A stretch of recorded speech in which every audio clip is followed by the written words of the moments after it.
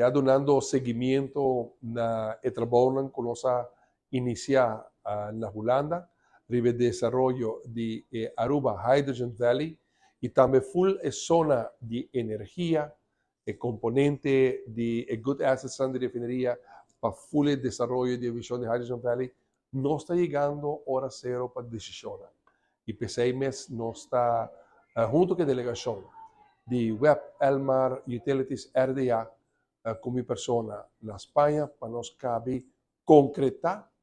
e para assim nós visa na gente, nos pueblos e nos países, magna obra não vai começar, projeto não vai começar a executar, trabalho não vai realizar, trabalho não vai criar, contratista não vai trabalho, componente de lo que está desenvolvimento energético,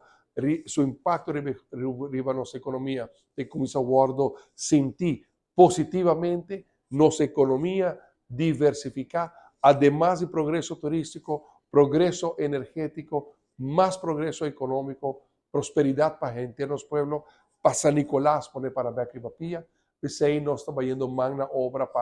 para decisionan, acuerdan y también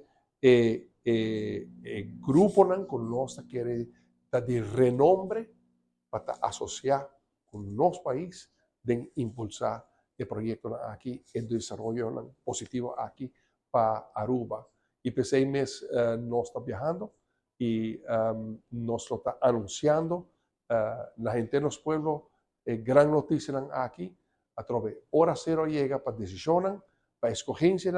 y aceitar lo que nos está haciendo en España.